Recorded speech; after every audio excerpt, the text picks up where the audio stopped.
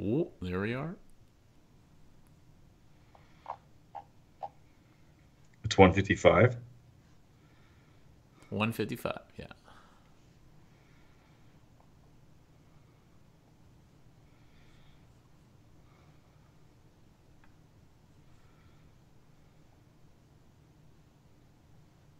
Can I start? Yes. Good evening and welcome to CanHammer, your stop for Warhammer 40K from the Great White North. Today's show is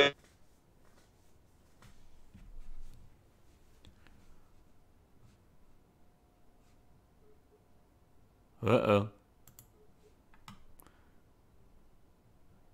Professor Haynes disconnected. What's up, guys? Snoop, welcome. Welcome. how embarrassing. Boom. Literally, literally just started. Well, I'm in a big storm right now. Oh, are you? Oh, Yeah, really? yeah, Like in Cornwall. yeah. We'll go with Cornwall. Okay, I'm going to start. You want to start over? Hang on, just let me make sure that the stream is recovered. And I think the stream is recovered. So, yeah, we're good to go. Let's start again. Yeah. So sorry about that if you were tuned in live. It crashed. But good evening and welcome to. I'm going to start again. I did so well last time. Yes. Good evening and welcome to CanHammer, your stop for Warhammer 40K and Age of Sigmar from the Great White North. Today's show is episode 155, and we're going to go over all of our Adepticon prep. Yes. First As time. usual, I'm your host, Chris, and I'm joined by my co-host. Darren. And so Darren said it was his first time, a Yeah. little bit of Madonna, lyricking going on there. Yep. But for me, this is my eighth time. Wow. So I've been going to Adepticon for quite some time, not since it began, but when it was actually a lot smaller when I started going, and then now it's one of the largest. I'm going to say Warhammer tournament conventions in the world. Like there's a lot of conventions that are much bigger, but Adepticon is. I'm not going to say primarily focused, but a vast majority of people are playing in tournaments. So it's the first convention I've ever been to where it was just hall after hall after hall of just wargaming tournaments, as opposed to like going to something like a Comic-Con where it's a lot more booths and trade showy and things of that nature. So it's probably one of my favorite events of the year. Even if I ease myself out of 40K, I could probably definitely see myself still going every year just to Adepticon. Well, it looks like they've just got like a crap ton of like classes and other stuff. I'm sure there will be booths, right? Oh, they have a huge vendor hall. I shouldn't say they don't do all that. They do all the stuff of a normal con, but it's like when you hear about Adepticon, when you look at the branding, I would say it's definitely focused on tournaments. Yeah, yeah, yeah. That's for sure. That's for sure. Oh, I'm super excited. I don't know how long it's been running. A long time, I think. But Probably 12 years or something like that, and I've been going like 9. yeah, that's crazy. But I'm very much looking forward to it. It's going to be my first time. I'm going to go and play some 40K and some AOS. Only going for a few days because I couldn't stay the whole time. But it's in a great. I love going to Chicago too, although I know it's not exactly right in Chicago. But so I think it's going to be cool. I just hope it doesn't get like snowed out or anything like that, which tends to happen in Chicago. No, not that late. Not that late. Dude, It's always it's usually snowing pretty right good. now. Well, I'm in the middle of a snowstorm here, but Chicago's usually pretty good. By that time, it's cold, like bringing jacket weather. But it's yeah, I'm pretty excited. So for those of you that don't know, Adepticon and Chicago, they're conventions. They go together. Adepticon's in Chicago. It's actually in the suburbs of Chicago. So that being said, I've been there 9 times and I've never actually seen Chicago. It's Really? very. Oh yeah, I've never. We usually drive down, hit the convention hall, tournament. Next day, drive home. Chicago's a great city, and Snoop DeVille, of course, lives in Chicago, and hopefully we'll catch you there, Snoop, if you come say hi to us. We'll be wearing the CanHammer shirts, but Chicago itself is 59 just a degrees great is place. warm. He said it's 59 degrees of Fahrenheit. That's That's Fahrenheit. above freezing. Above freezing. Like my garage is set to 60 degrees, and I find it warm in there when I'm working on my Warhammer Well, stuff, which we'll compared talk to about. outside. Yeah, yeah. Yeah. Yeah. So I want to just, before we get into our Adepticon coverage, we kind of give you guys a teaser what it's going to talk about. I want to hit some news that's came out lately, just to kind of bounce some ideas off Darren and see what the community might think of this. So GW basically released the breaking news from the Gamma Trade Show. So they went there and they announced a whole bunch of brand new products. The first one they announced is Warhammer Age of Sigmar Warcry, which is brought to you by the same creators of Warhammer Underworlds and Warhammer Kill Team, which is Games Workshop, right? Which is basically Game Workshop. Yeah, so and it's basically the answer to like an Age of Sigmar style kill team with a little bit of a twist, skirmish combat in the Mortal Realms. It's supposed to be quite interesting. Not a lot of details, but some of the corn models look pretty sick. So I'm excited for that one. Next one, this is an interesting story I want to talk about. They're making Warhammer Age of Sigmar Munchkin. And so when I saw that, I went, like, I'm not a huge Munchkin fan by any means. Like, I've played it. It's a good time. I wouldn't say it's, like, something that I really seek out. But I saw that and I went, man, didn't the guy who created Munchkin found Games Workshop? And isn't this weird that they're back together doing Age of Sigmar? And so I went to, it's done by Steve Jackson Games. And I went to his Wikipedia page. And it kind of blew my mind. I just learned this. That the Steve Jackson that did Munchkin is generally and often mistaken for the Steve Jackson that helped form Games Workshop. So they're two separate people. Well, it's the same name. Well, it's the exact same name. And like when I was a kid, I remember thinking that they were the same companies. Steve Jackson Games was like the guy that left Games Workshop initially, which is pretty funny. I just thought that was interesting that like I grew up thinking that they were the same person, and then I read the Wikipedia and I'm like, oh, they're not, and this is common. So Chris, just enlighten people on the stream, including myself, what Munchkin is. Oh, it's just like a card game that's kind of like a twist of Dungeons and Dragons, but like super silly, and it's like more of a party game. So you don't really do it's like a dungeon crawl, but you're not actually crawling in the dungeon. It's just kind of you equip your heroes with stupid things, and you like I can't even. I'm not an expert. So it's kind of like another dive into trying to mass market their IP, basically. Yeah, Munchkin is super popular. It's like actually unbelievably popular. Even a lot of mainstream gamers play Munchkin. Anybody that maybe played D&D as a kid and wanted to have like a party game that they could get their friends and family into maybe a little bit more, Munchkin was kind of their answer, where it would scratch that D&D like item and goofy reference itch, but then it's a very light card game. Yeah. Cool. Next new release, I know Darren's excited, is Kill Team Elites. What's that, buddy? Well, it's basically just Kill Team, but using some of the elite models as opposed to kind of troopers and things like that. There's not a huge amount of detail as to how else it's different. But it's going to be a lot of new models, so it's going to be like Terminators, Crisis Suits, and Custodes, Striking Scorpions, like some of these other models. It's basically Kill Team with newer models. Well, with mid-tier, I would say like heavy infantry. Yeah, so maybe you'll run less of them. Like I've always loved the fact that one Custodian is supposed to be a unit in and of himself, so it'd be really cool to have like a Kill Team that's just like two guys. Yeah, it'd be cool. But I don't think so. Yeah, I don't think so. I think that the point of this is going to be that you have elite models and your kill team is going to be larger, like 3, 4, 5 guys, but it's more of an even keel. Because if you take like one custody, it would take like 300 guardsmen to kill him. Maybe not that many. It's an exaggeration, obviously, but it would take quite a few guardsmen, maybe 20 or 30, to actually fight him off consistently. And that kind of goes away from the whole kill team thing. Whereas this kind of allows you to go in that mid-tier zone, which I like. Yeah. If anything, it'll just be like cool new models that we can use for our 40k armies.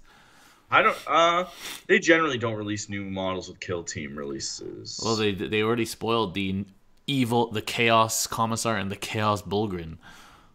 But is that like, maybe that's coming in the new Chaos book? Oh, already. No, that's Blackstone, sorry. Yeah, I don't think you're right. I think you're wrong. No, I'm incorrect. Yeah. All right, well, new Blackstone. Next one, which is I'm super stoked for. When they announced this, like I'm a huge, believe it or not, I'm a huge Blood Bowl fan, and they are releasing a brand new Halfling team, and I think this is the first time where Halflings are done correctly. They're realistic looking, but also goofy at the same time.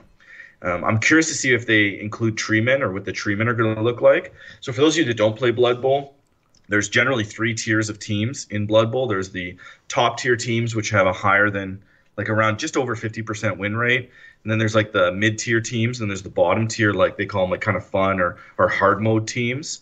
And the hard mode teams were a lot of things like snotlings back in the day, halflings and things like that. So they're just kind of goofier teams where you can win if you pull off a few tricks, but you got to make a few die rolls to get these tricks off, which is kind of interesting. But so they even talk about that, like Blood Bowl on hard mode, play the halflings. And this team, for anybody that looks like they got pots and pans as helmets on their heads, they got bandages, they're all wounded because, you know, halflings are so squishy that they just get killed all the time. Yeah. But this is, I don't know, when I saw that, I was like, this is the best thing I've seen. Like the new Blood Bowl range in general is fantastic, but these models are probably some of the best sculpts I've seen in a very long time at Edge Games Workshop. Yeah, pretty cool. Pretty amazing. Last piece of news we got is, well, we got two pieces of news. Is that they've announced that the Age of Sigmar is getting a Blaze of Corn battle tome. So what do we know about that? They've already had two spoilers. One was just kind of three spoilers. One was spoiling the Skull Taker, which is that crazy kind of blood letter with a crazy number of skulls on it, basically. Yeah, well, he's an old guy, but yeah, they spoiled his rules and they redid it, right? And then they spoiled some of the kind of the feel of what Khorne is going to be like, and the fact that they don't have spellcasters, but they're going to have a special kind of endless spells, which is prayers, basically.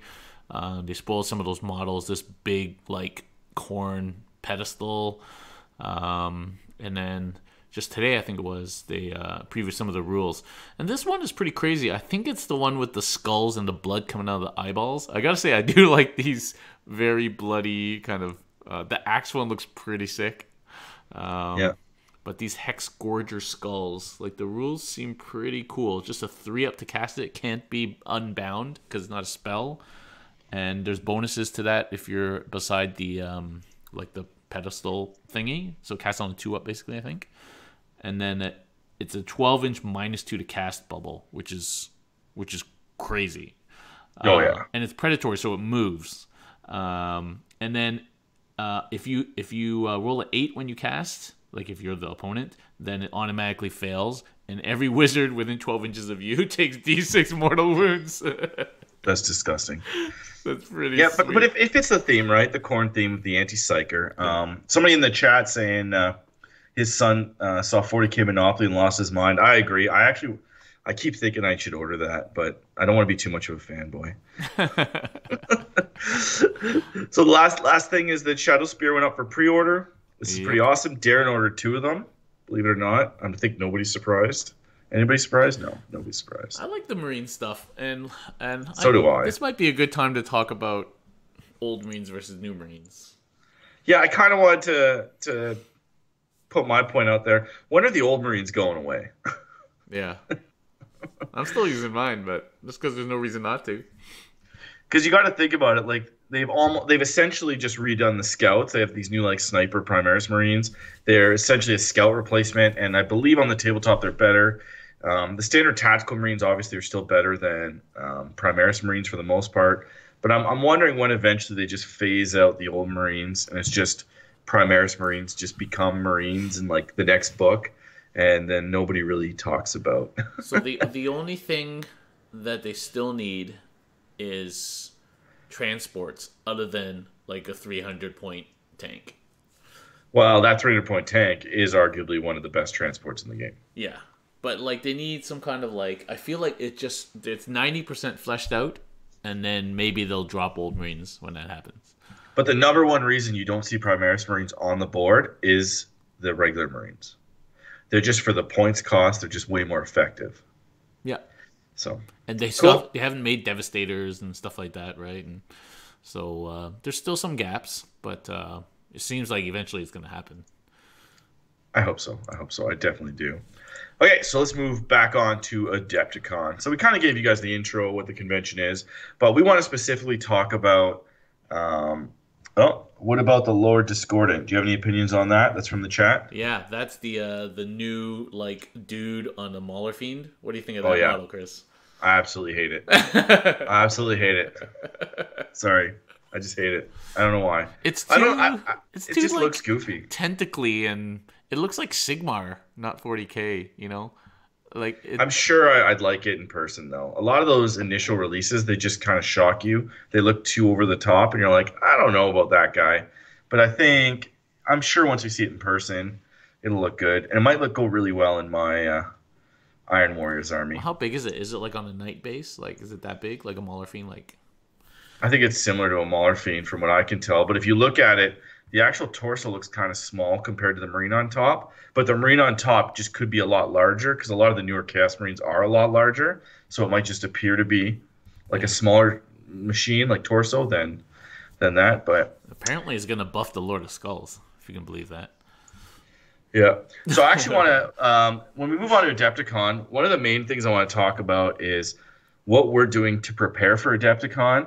I know a lot of people that listen to this cast either want to go to tournaments, are new to the tournament scene, and they might see, they maybe don't understand what they could be doing to increase their points at these tournaments and do a better result. Now, Warhammer tournaments are not always about the result and placing higher, but if you're a middle of the road player and you get all the check boxes with soft scores and things of that nature, you definitely place a lot higher and you feel a lot better at the end of the event. You kind of ride your soft scores. Some people don't look at soft scores at all. They only concentrate on gaming, and we'll talk about a little bit of gaming prep as well that we're going to do. So I'm going to start with you, Darren. The first event that we're going to is the championship. So I want to specifically focus on the championship prep, which is singles Warhammer prep. So you're going to this big singles tournament. There's going to be like 500 players. What are you doing to get ready for it? Or what have you already done? Okay, well I've been working towards this for probably 6 months because I decided like after Capital City that I wanted to hit Adepticon this year. I still had tickets at that time for LVO, but then I thought I'm never going to be able to go out to Vegas and play 40K. So, and I knew I wanted to play. Why is that, Darren? Why can't you go to Vegas and play 40K? Yeah, it's just not time in my life where I can do such a thing. I think maybe in a few Why? years. Just too distracted by all the flashing lights? Yeah, naked women, stuff like that. So, booze, strippers, stuff like that. But The so Warhammer's more exciting there. yeah, and I know I wanted to play Custodes. And so it was pretty easy for me. Like I knew I was going to play Custodes. So I didn't have to go through what some other people go through. Was like, what should I play? Oh, here's a new book, and then I am a coaching client of Nick's, and so we just set a goal. Oh, are you? Yeah. So we just set a goal. I want to try and do my best at Adepticon. I have no aspirations of winning Adepticon or even hitting top 16 necessarily, but like I'd like to like put up a decent showing at Adepticon. So we just work towards that. And really, Custodes, the only thing that really kind of threw in some uncertainty was the beta rules that were released in January, right before LVO, right? And so right after that, people saw I was just doing a buttload of games, trying to test all these new units. Actually put some gaming testing, not kind of math hammering testing. And then I had to buy the stuff and paint it up, so just about done that. So it's really been about trying to optimize the list as much as possible. And then for Adepticon specifically, because they have specific mission types and mission formats, and then there's issues around terrain and player place terrain. I guess we might go through some of the missions in a second. That changes the way you build lists, because I had gotten kind of comfortable playing a ITC style foot Custodes list versus this, which is very different. It's more, I'm not going to say ETC style, but it's more different from ITC. Definitely very different from ITC. So Yeah, more standard Warhammer style. But you covered a lot of ground there. So I want to, rewind back to the front. And I want to start with, okay, so you decided 6 months out, I'm playing Adepticon, I'm playing Custodes, because you're being serious. Now, we're talking from a serious point of view. So you hired a coach. There are coaching services available. There's one or two online. There's also a lot of free services available if you want to go through that avenue. Now, you didn't settle on a list back then. You just settled on a faction, which I kind of support. Go with one faction. I, too, decided on the faction that I was going to play at Adepticon probably back in about October or September of 2018. So that's a good 5, 6 months ago as well. And that seems to be a good point to focus at the faction level. So you want to go to an event, you generally, if you want to do well, you should stick to one or two of your main factions and prepare out in advance. So what have you done to prepare your list? You talked generically about how Yeah. you're kind of figuring setting it up for the meta and you're changing it and tweaking it, but what exactly are you doing to tweak it? Okay. Well, Custodes is pretty simple. There's really just two main ways of playing: bike spam and foot list. Mixing the two is generally not particularly successful because you need critical. You have so few models. You need critical mass of one or the other. Yeah. And so if you're playing missions that require so ETC style missions with cards, a lot of movement, or if you're playing a lot of horde meta, or if you're playing where there's not a lot of terrain, then foot lists don't work. Foot lists depend on denial, terrain, hiding your soldiers, that sort of thing. Whereas bikes, you can't really hide them very well unless the terrain is really good. You're just aggressive with your bikes and they're fairly hard to kill. So so it's basically you're tossing up those two lists, and so you're kind of looking at the mission format of Adepticon, the fact that the terrain traditionally has been pretty poor. They don't have first floor line of sight blocking, and it can be player placed so that there's no terrain actually in the middle of the table. Then you're really looking at a bike list. And as much as I'd moved away from playing biker lists because I don't really enjoy that style of play that much anymore, if you want to do well, you have to make your list for the format. So I have a mostly biker list, which I've just thrown the Aquilon into because they're just so good for night meta. So, and then the other thing is trying to figure out what's going to be played there, right? So the meta has been fairly consistent for a while. Some things go up and down. LVO probably was not particularly surprising. And then Gene Starter Cult is probably the one boogeyman now because that just came out after LVO, and then people are starting to play it now. Orcs, people are starting to play different things with orcs, which is really interesting because the Luda thing didn't do well, quote unquote. I mean, it did fine. It just didn't end up winning LVO. But so, people are trying different things in orcs, but right now there's knights and there's lots of bodies. Yeah. So you have to make your list for that. So I played basically my old ETC biker spam. I've replaced the guard battalion with the AdMech battalion to save Why? 15 points. That's it. Also, just to save points. There's no other advantages. Yeah, the AdMech guys have canticles, so Yeah. they can have cover first turn. They can get reroll ones or other canticles. And as Graia, they have a 4+ deny. 24 That's inch the 4+ crucial deny. thing. Yeah. Which is a big crutch for Custodes because there's no assassin rules at the Adepticon, so I'm not putting my 85 point in Calexis or whatever. So I think that adds a lot of benefit to my list and gives me extra 15 points. Then I took my bikers, my captain, my Vexilla standard, but I replaced. I have less bikes, and I threw in a 5-man unit of the new Aquilon Terminators. Because those guys with the strength 10 are night killers. Yesterday I did 27 wounds to a knight in one combat phase. And that is a big crutch. That is a big bad matchup for Custodes is knights. Yeah. Or anything T8 basically. So it's good that you recognize that. You played the list. You recognize that the one major weakness you have is knights, and then you take luckily a beta or like a unit that could do it. Yeah. Because they're beta rules units, right? That one. Yeah, and then I have I still have 132 bolter shots a turn for Horde, and I still have bikers, 11 bikers with the captain that can hit hard to kill, and then I have this 3-man unit of bikers or 4-man Venatari that I'm still testing to this point, and they have pros and cons each, and so right now I'm leaning towards the Venatari because they have automatic deep strike in terms of hitting the back line, because there's a lot of end game objectives. 2 of the 4 missions in Adepticon are end game scoring, and so if you can drop something in turn 3 that's fairly hard to kill, that can move 12 inches, jump around, has fly, shoot things, that can be fairly hard to deal with when everyone's dealing with your Terminators and your bikes, versus a 3-man unit of bikes which can do that, but you either spend a CP, which you kind of need, or you have to kind of run them up. So I'm still testing that. That's my flex point, is 3 bikers versus 4 Venatari for that final fast attack slot.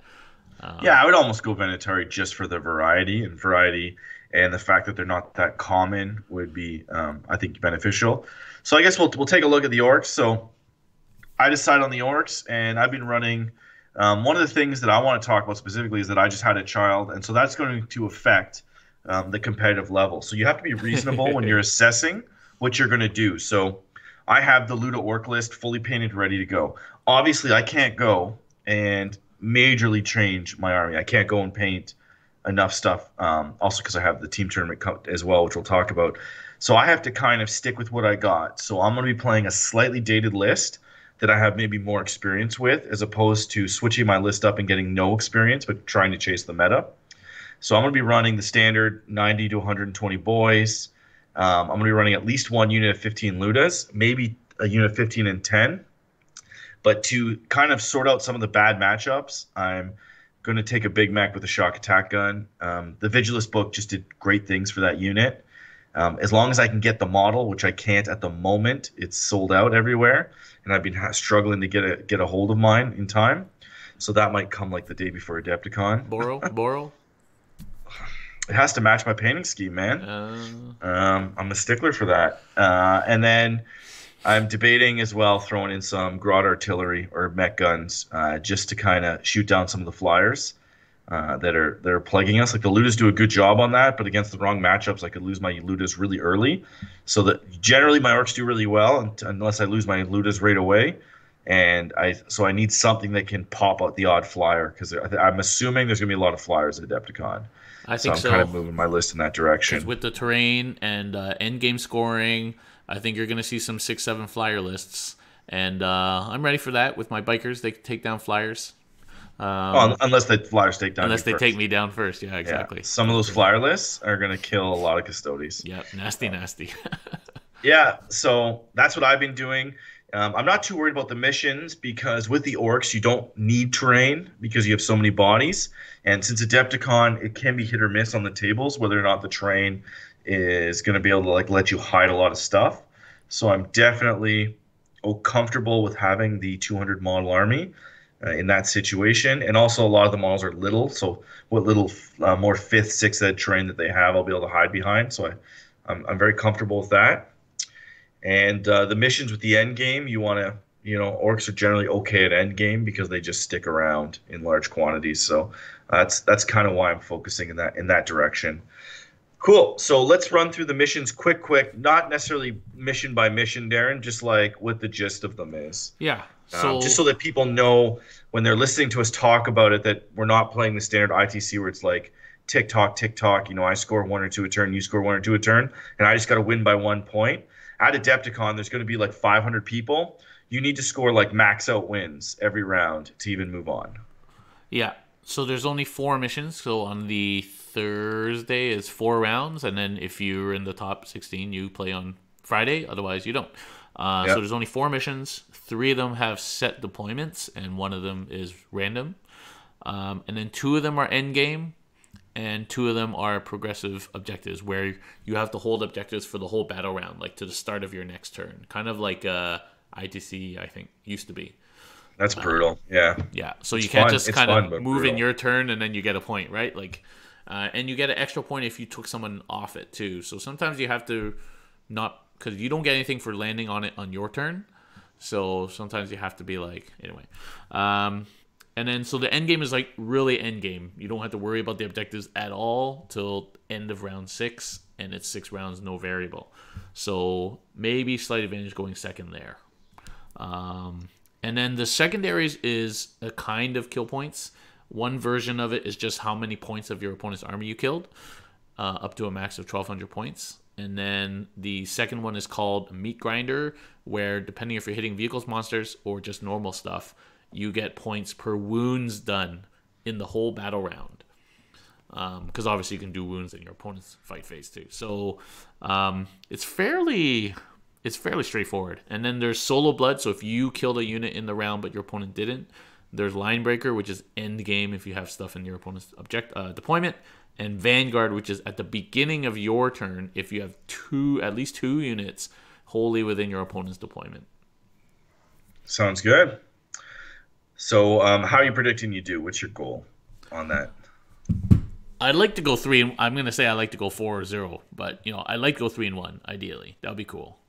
So that's your real. You think My it's going to be three realistic and goal one? is 3-1. That's fairly common. Like that's a good goal. Yeah, like it's only 4 rounds, so there's only so many combinations we can hope for. But yeah, Yeah, I go 3-1 most of the time at that tournament. So that's pretty solid. You got to kind of hope that you dodge some of the talent yeah, if you want to make top 16. Now, a few years ago I didn't, but I managed to get a few good key rolls that helped it twist in my favor. But that's exciting. I'm hoping to also go 3-1 with the Orcs. I'm not too concerned. I would love to go 4-0 and make top 16, but I can't play in it anyway because you and I are playing what on the Friday? AOS doubles, baby. Woo, woo, woo. Should we spoil what we're bringing? No, oh, should we? I don't know. We didn't discuss this beforehand. No, that's why I'm asking. So we're bringing we're going Team CanHammer. I think this is the first time we've ever done a doubles together as Team CanHammer. We've done, well, I guess the first time you ever played on Team CanHammer was Sudbury. So Yeah, I'm a recent inductee. It's kind of funny. So we're gonna go. The AOS doubles is 3 games on the Friday. It's a lot of fun. It's super chill. Again, you have to get like a on point paint score. You have to get an on point like fluff score, and you have to do pretty much win all 3 games to even be in like the top 20 at that event because there's just so many people in 3 games. There's gonna be a lot of teams on 3 wins, so you really have to distinguish yourself in soft scores. So we're going together and we're hoping to get a really high painting score with our super secret army. And we're also hoping we can pull out 3 wins. This is our road to Adepticon show. Should we just spoil it? Yeah, let's spoil it. Okay. So we're bringing a goofy list. We think it's still going to be quite effective. We're basically bringing the old high elves, which is what they're called, Dragon... Order Draconis. Order Draconis, there you go. It's been a long day. It's basically the least number of models we had to bring to Adepticon. Yeah, because we were focusing primarily on having a really highly painted army that looks really good. We wanted to go with a CanHammer theme, so we decided something that we thought was very effective, very outside of the normal meta. So something that is good and you see, but it's not super common. And so we went Order Draconis. We have basically 4 units of knights and 4 dragons, princes on dragons. We didn't go with any mages because, of course, they're not worth it. So yeah, I'm pretty excited, man. I think even if we go 2-1, we should still be able to place quite high with the paint score and things like that. And have you played this AOS around here has been a lot of monster mashing. Yeah. And I think that's kind of our meta up here, and it might not work in Chicago. Who knows? But it's definitely something a lot of people aren't going to be prepared for, I think. It also dishes a lot of mortal wounds. So the princes on dragons, if we play a team that maybe takes 1 or 2 big guys or puts all their eggs in like a super Death Star unit, we can fly in there and just do a ton of dragon mortal wounds, like breathing on it. And then we can go into combat and mop up the rest of whatever it is, which is pretty good. The dragon princes, they're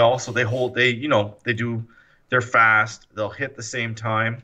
We can use the dragon princes to tie down aspects of units so that when our big guys hit, they only have to fight so many models, and we can try to use them to funnel less attacks onto our dragons. And they can also just hold objectives if we need them to, run up and hold objectives. So it should be pretty interesting. I'm pretty excited. Yeah. How many games have you played with this army, Chris? With that exact list? Not many. There's the big debate is we sat down, we wanted to really do a monster mash list. And so a lot of our top ideas, that's basically what we did. We picked a theme. We want 4 big monsters, and we want to do the best we can. And we kind of went with it. We built all the lists in the entire game. We sat down for, I think, like a whole day and fired off lists. And I think you came over at that same day, and we played some Shadespire, and then we just fired off lists all day. Yeah. And it was 4, Order Draconis dragons, 4 Cabbage Patch dragons, which I don't know if we could fit that in. I don't think we could. And then it was 4 Zombie of the wyverns. That's what it was. No, for the it was like a bunch of wyverns we wanted to take. We thought about zombie dragons, but of course now maybe because we had to decide just a while ago to get this all painted. we might have played like Fortergeist or something because the Gristlegore Monster Mash is ripping it up right now. We're probably going to end up playing against that, to be Well, that's honest. the thing too, and so that was part of it is we had to make a calculated decision, and we knew that the undead stuff was coming, and we didn't want to risk having our list ruined because of what we're, you know, we just didn't want to lose our army and have it nerfed, and we felt that the Order Draconis would just not get nerfed, and we were correct. So sometimes if you're going for those hobby scores, you got to kind of play it safe Yeah. and take a slightly suboptimal Like list. So, when did we make this decision? Like months ago. It December? was it was last year. Yeah, it was like Yeah. early December. Yeah. Because So you need time to come up with the idea, plan it out, write the list, make sure that everything's good to go. So somebody's asking in the chat, Goon, what is AOS Duos? It's basically, yeah, good point. We didn't say that. It's basically Darren and I are bringing 1,000 points each. So you're restricted to the 1,000 point army size, and then you just play together as one team. So we chose to take two identical lists and play together just to kind of get this going theme. In years past, they had rules where you actually lost points if you took the same faction, but they've since removed that, which is pretty gnarly, and it allows us to have a common theme. Now, one of the big, so this is actually the big reason we wanted 4 dragons is we want to do a CanHammer army where each dragon represented one of the 4 CanHammer, I guess, core members. One would be Logan, the dead member. One would be with the Andrew, the bat with the dead member with the bun, and then one would be Andrew with the Batman member, and then me and Darren. So hopefully you kill Darren in every game first. That'd be great. Go for it. Challenge. Cool. Okay, and then so the next event, which Darren's not going to, but I'm playing in, the one that we're preparing for the most part actually, is the flagship event of Adepticon. This is the event that I believe the whole convention was formed around. I could be mistaken with that, but I believe this was their intention. This is the flagship, and it's the 4-person doubles team. It's the only one in the world like this that I've ever seen. It's one of my personal favorite styles of tournaments. So what it is each player on your team takes a 1,000-point list. Now they have their own detachments, so you can't just take any detachments from the book. You have to take like the Adepticon team detachment, and then they have one detachment where you're allowed a Lord of War, and only the captain can take that one. Then they have one detachment with like an extra fast attack, but you lose one of your HQ choices. The general default detachment is 2 HQs, 1 elite, 2 to 4 troops, 1 fast attack, and 1 heavy support. That's like kind of the generic one. And you get basically you'll get 4. What is it? You'll get 5 CP for that detachment, and 3 for the army. And then when you take the other ones, you lose CP, but you have less options, and you can double up on heavies and things like that. Now this event is also like ultimately you can go and play for generalship, but the primary award of this is overall, and that's where all the focus is given. That's the tournament winner, and it's heavily marked on painting, sportsmanship, and displays and themes. So knowing that, I have my team that we've been playing for quite some time. The core group is Will, Paul, and myself, and then we added in Jason. Well, yeah, we added in Kieran a few years ago, and then Jason, I believe last year we added him in, or maybe the year before, I can't remember. And so we've kind of had this core group. And normally we like to plan it by about September, October, but this year we waited till January just because the state of the game is in flux, and we couldn't decide on a list that wasn't Yanari. Obviously, wait. Eldar. It was like 4 weeks ago. 6 weeks ago, you guys were still on the chat saying, "So what are we playing, guys?" Yeah. So we didn't actually order our models till about 4 or 5 weeks ago for this army. I don't recommend that, but that's what we've been doing. So our theme is we're going for the Ultra Squats. We're taking 10 repulsors and 4,000 points. Girly Man, we're doing 2 captains, 1 lieutenant, and I have to take a Tech Marine because I need an HQ. So I have a Tech Marine, 1 repulsor, Girly Man, and 20 Sniper Scouts. Maybe not 20, maybe it's like 18. So my list is legal. Don't worry about it. I might be off by 1 or 2 models because we wanted to take the Assassin in my list, but that's not allowed at Adepticon. So we had to make some juggling when they ruled that. And then everybody else just takes 3 repulsors. And the reason that 2 people have captains and one has a lieutenant is that there'll be one game, because the way it works is you're kind of paired up. So I'll play with each one of them once, and then we pick the last 2. So there'll be one game where there's no rerolls to wound of any kind on the board, but the rest of the games we're guaranteed reroll to hits. And most of the time, it'll be reroll hits and wounds, and reroll hits and reroll ones to wound, which of course isn't the best. But when you're talking about an event where everybody else is restricted as well, it should be pretty effective. We decided on this army for a few reasons. We think it's really good. We think it's counter meta. We don't think it's very popular. We also think that if we brought Ynnari again, we'd probably murder somebody, because the Ynnari have just been too good for too long, and we've been taking it and doing really well with Ynnari for like 3 or 4 years, and none of us wants to bring Eldar again. Period. So we went with the Ultra Squats. The reason it's Ultra Squats is we're not using regular Marines. We're using Caradron Overlords heavily converted to be squats, which is pretty sick. Even the tanks have squats as gunners, which is pretty sick. Nice. Yeah. So why did we do that? Well, whenever we pick an army, we need something that's repetitive, so that all 4 of us, when all our lists are similar enough that no matter who we pair with, we don't have too many bad matchups. We also wanted, because it's heavily paint focused, we wanted a low model count that we could paint to a very high standard. And we also wanted conversion or creativity points. And going with the theme of what if squats took over the Imperium and became Ultramarines I think is pretty cool.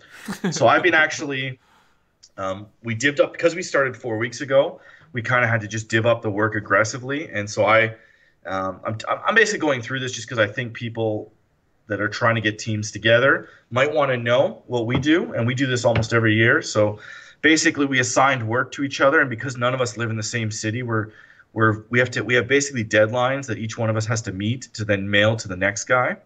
So Kieran's painting the tanks because he's like an airbrush wizard, but Jason had to build the tanks. So we had to like order the models, get to Jason's house. He had to build them and mail them to Kieran to airbrush them. I'm building the display board in its entirety. And so what I'm doing for that is I just took wood. I built three bases. My criteria for the display board is it has to fit 4,000 points of Marines comfortably. It has to look cool. It has to fit in a suitcase and be able to be checked on an airplane, which is really hard to meet. So I decided to go with 1 by 2 foot boards, 1 foot by 2 foot. And I actually, from scratch, using purple foam, built Imperial walls in Gothic architecture. So I cut basically a big rectangle. Then I cut a rectangle with like a lip on it to be like a front wall on Can you show us a piece? Barricade. Is that possible? I can show you a piece, but majority of people are listening, so I didn't want to focus too much on it. That's true. So I did that, and then I cut like buttresses for the front to add details. And I got my buddy Joe Duca to laser cut me some Omega symbols for the front, which is pretty sick. I then was like, oh man, I don't want to hand paint this 6 foot stretch of wall with like white school glue to glue sand on. So I actually went to Michael's and I checked out a lot of their spray adhesives, and I bought a few and I did some tests. And so when you're using aerosols, it does eat foam, but it's not the actual glue or the paint usually that's eating the foam. It's the kind of like the thinner or the like some kind of product within it. And so a lot of these adhesives are safe to use on foam as long as it's sometimes they say foam, but it'll still eat the foam if you put it on too thick. So that's kind of a big issue. So you have to do it really thin from a distance. And so I took the walls, I sprayed them, dipped them in sand, glued the ultramarine symbols on it, and then I sealed them because the sand now means that other aerosols don't hurt them. But I wanted to be careful, so I lightly sealed it 2 coats, and then I sprayed it black again, sprayed it a dark gray, and then I actually bought 3 shades of gray, progressively moving up, and I dusted the walls with it, which looked, I thought, pretty good. Then I went over the ultramarine symbols with like a light gray and then a white, and then I moved on to weathering, and so the tops of the walls didn't look right to me, so I actually took part of a screen door and I cut the screen, I had pieces of screen in my garage because I do a lot of my own work around the house. So I had spares. I didn't like destroy my house or a door. But if you have a screen door that usually has a hole in it, it's really easy. You can buy a kit to replace the screen on it, super easy, but keep the old screen because it's very good for a lot of imperial buildings. So I put screen on the top of the walls to kind of look like decking, dry brush that, and then I put I washed boot prints. I took a Grax Earthshade, and I kind of looked at where people would stand on a wall if it was real. Like there'd be like a trail in the middle, and then some areas on the front, like where they'd be up against the wall, would be muddy. And I kind of dabbed a brush across the top to give it the look that people walk and patrol the walls. I took some green washes and some brown washes, and I kind of put drips on, not very often, but 5 or 6 across, or 7 or 8 maybe across the whole 6 feet.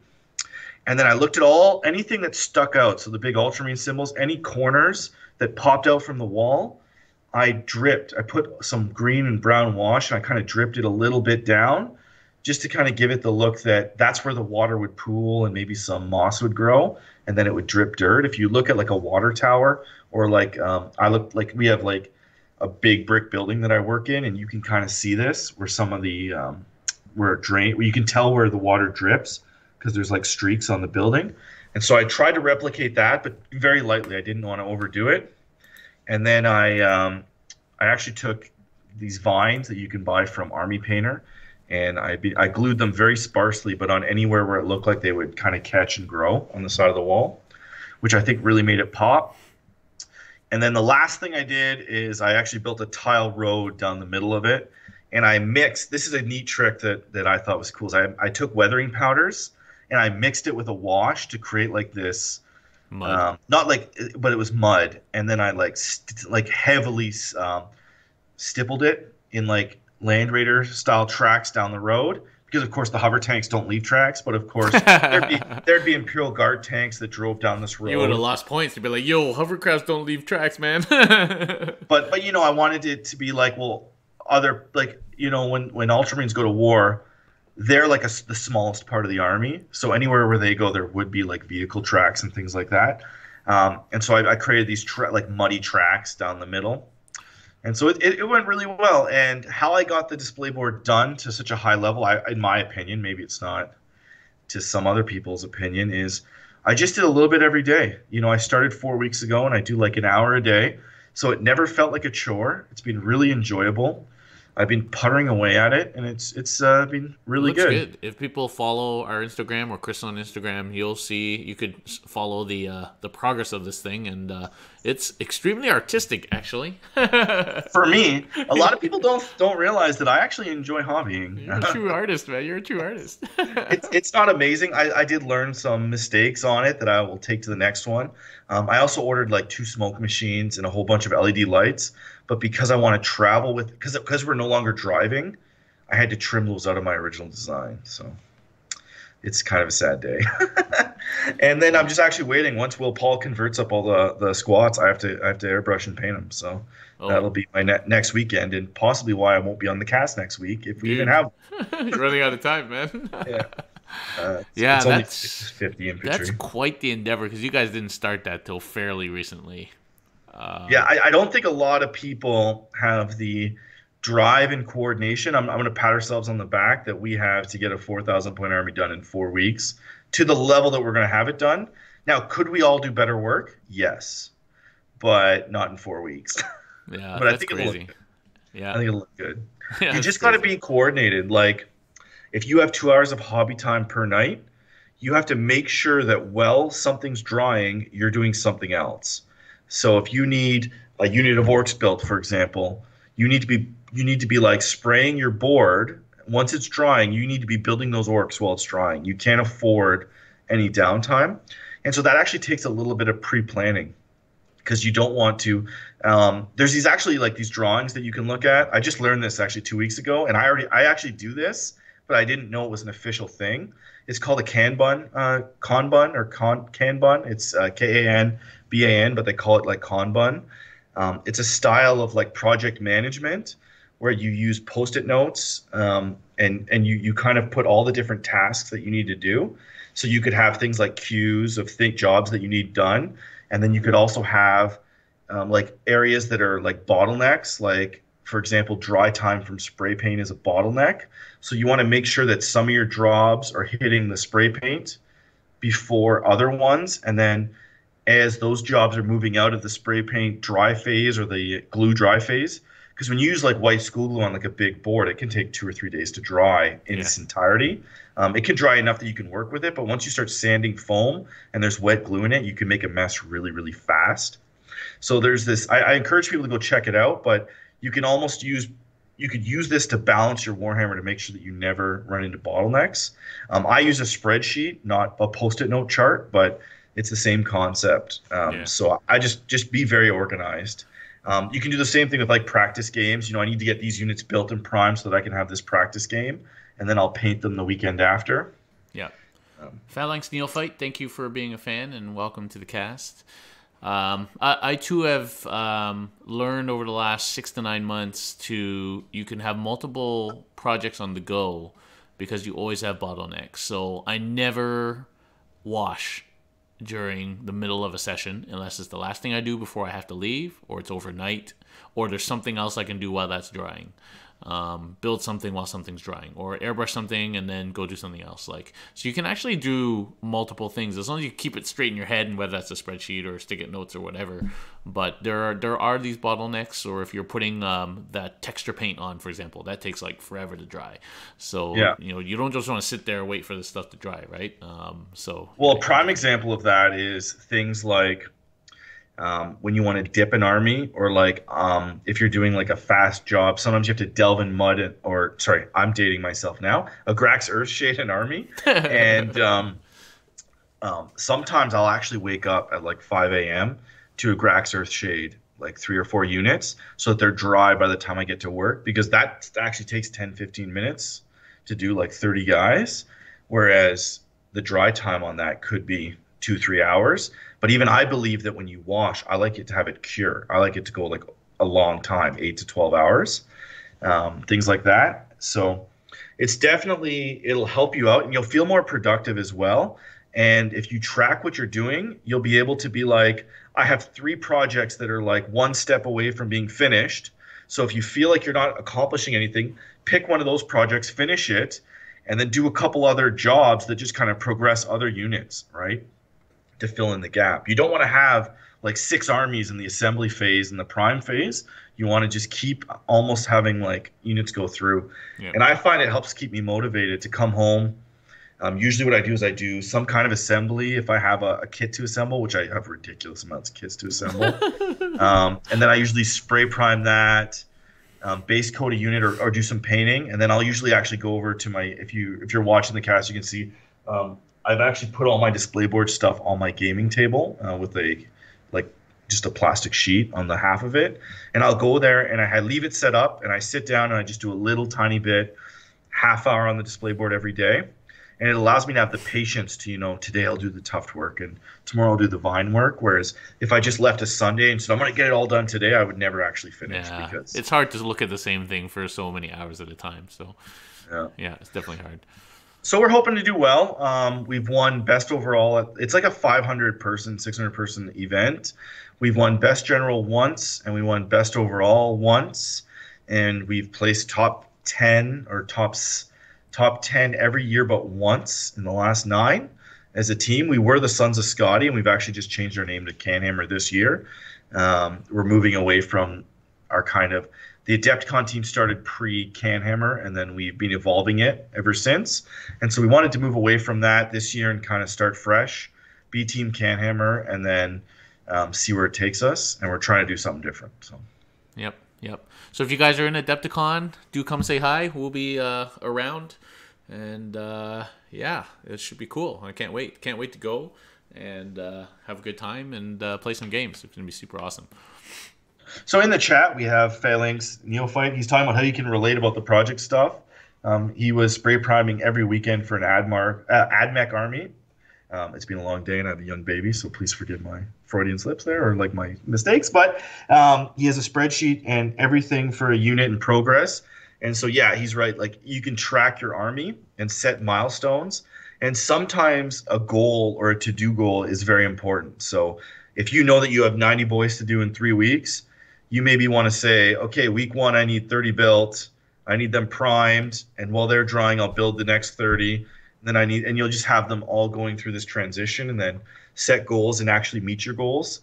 I think one of the hardest things when doing an army is meeting your goals. A lot of human beings in general set really big, lofty goals and never reach them, and it demotivates them. And I believe personally it's better to set smaller goals that are timely. So set smaller goals and write them down.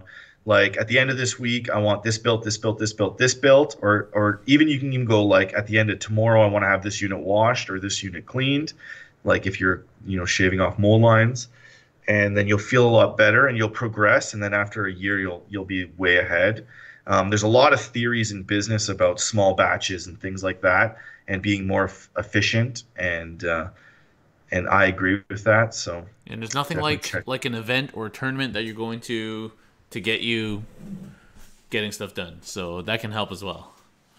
Yeah, tournaments motivate me, but I think the times that I've been most or I've enjoyed tournaments the most is when I've created a proper plan and stuck to it with enough time that by the time the tournament comes around, I'm not burned out. This tournament, I'm going to be burned out. I'm not going to lie. I have a lot of work commitments coming up too that are going to slow me down. So this Adepticon, if you piss me off, I'm going to be grumpy. Okay, I'm gonna have at work, they call it my RBF. I have a resting bitch face, and that shit is going to be on at Adepticon. So just deal with it. That's just the way I am, bro. So we forgot to do it earlier in the show, but I'm going to hand it off to Darren to pay the bills and keep the lights on. Oh, yeah. So we didn't forget. I just kind of, I get on my rants, and next thing you know, it's an hour and a half. Yeah, it's a little bit ranty, but that's okay. So thank you to all our patrons for supporting us. We actually have a new patron, Brian Dowd. So thank you very much for supporting us, Brian. It's very much appreciated.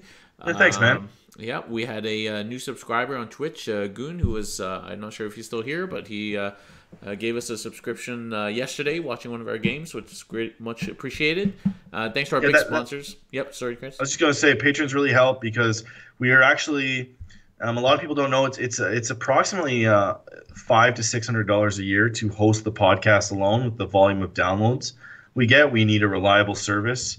Because once a podcast gets downloaded, let's say you run out of bandwidth and it gets cut out, after a couple, whatever, I don't know what the number is, but that a lot of them cut out at, the cheaper ones or the free ones, then you lose a significant amount of your listeners because most people won't go back and re-download. That's just the way the internet is, because everybody's spoiled for choice.